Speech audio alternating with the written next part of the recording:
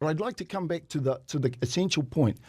There is no evidence, not linguistic, not cultural, not historical at all, to the proposition that those chiefs ceded their mana motuhake.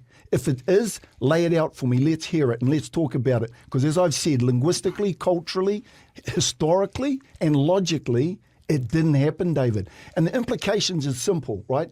If that didn't happen, then that puts at question the legitimacy of everything that's happened since constitutionally. Look, it's all really interesting, but I actually don't see what you're trying to say or why you disagree with me, because the Treaty Principles Bill I propose starts out by saying the first principle is that the government has the right to govern and Parliament has the absolute right to make laws. Where did it get that right? Now, well, if that's going to be stated in the Treaty Principles Bill, you'd have to say it's coming from the treaty. So in a way, I think you actually agree with me. You agree with liberal democracy. You want to live in a country where everyone's equal. You want to live in a country where the treaty is our founding document and the right to govern comes out of it. It comes out of that principle. So it's not really clear what you actually disagree with me. Let me clarify for you. Let me clarify. You should be a supporter of the Treaty Principles Bill. Here it is. Concentrate on what I'm about to say.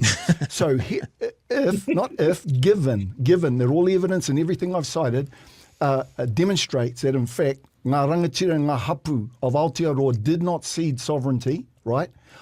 On what basis, what legitimate basis did the British Parliament then, in 1852, pass and implement the New Zealand Constitution Act 1852 that established the House of Representatives? On what basis? What legitimate basis? The answer is none. That means logically that Parliament and the courts are ultra vires. They're legally not justified to be here. Now clearly they are here. Clearly, in fact, the Crown has sovereignty. Well. By osmosis, by the same means that usurpers have secured sovereignty in every other land.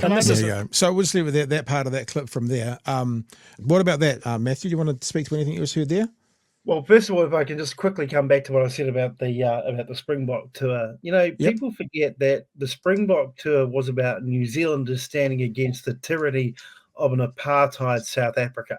Yep. And we did that in stark opposition to the rugby mad few who wanted to just say, oh, yeah, but it's only sport. Let's just watch the rugby and all kumbaya. No.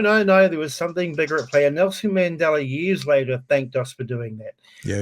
It was Māori who also went in 1967 to support the Aboriginal whānau over in Australia in the referendum of 67 about recognition in the Constitution of Australia.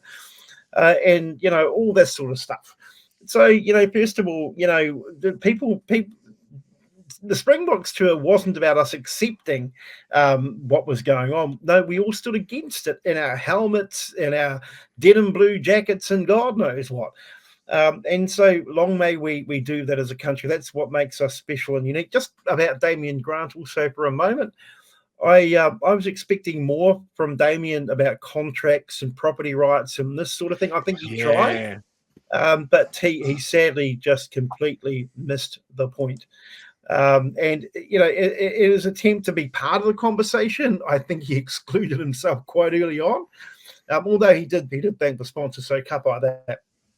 Look, just in relation to specifically that quarter between David and Helmut just then, the interesting thing that David keeps on coming to, but then quickly moving back from, is actually the one-liner when you are factually challenged by somebody like Helmut becomes your Achilles heel.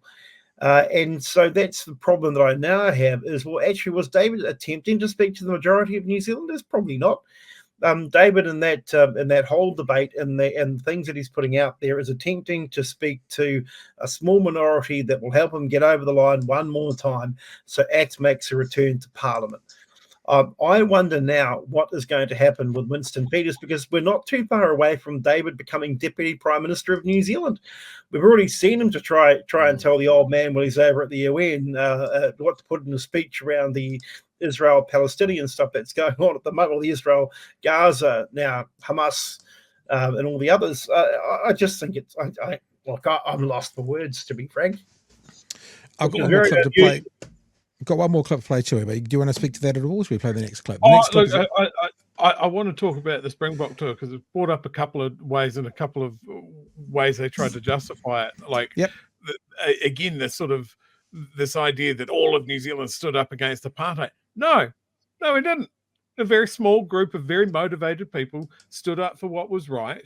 A small faction of people just wanted the rugby to go ahead, and a large portion of New Zealand were like, fuck, this is a bit awkward.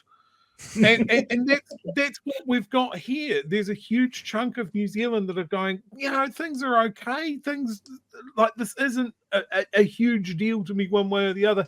Why can't we all be nice to each other?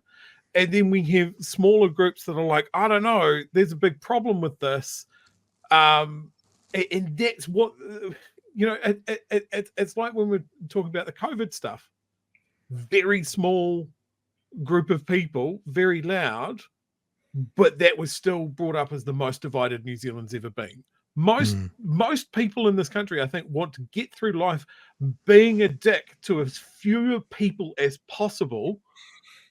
And then some others there are, again, a very small group, are the exact opposite. I want to be a bastard to everybody. We saw some of them in the chat. A lot of them have been banned here tonight. It's just, there's been so much progress made over the last 50 years. And it has been slow, and it has been, there's been a back and forth, and there's been a give or take to it. And I think that's fine. What David is trying to rush through is a panic move. And that is what has stirred this up. If he wants division, this is how he gets it. But he's always the one going, we're very divided.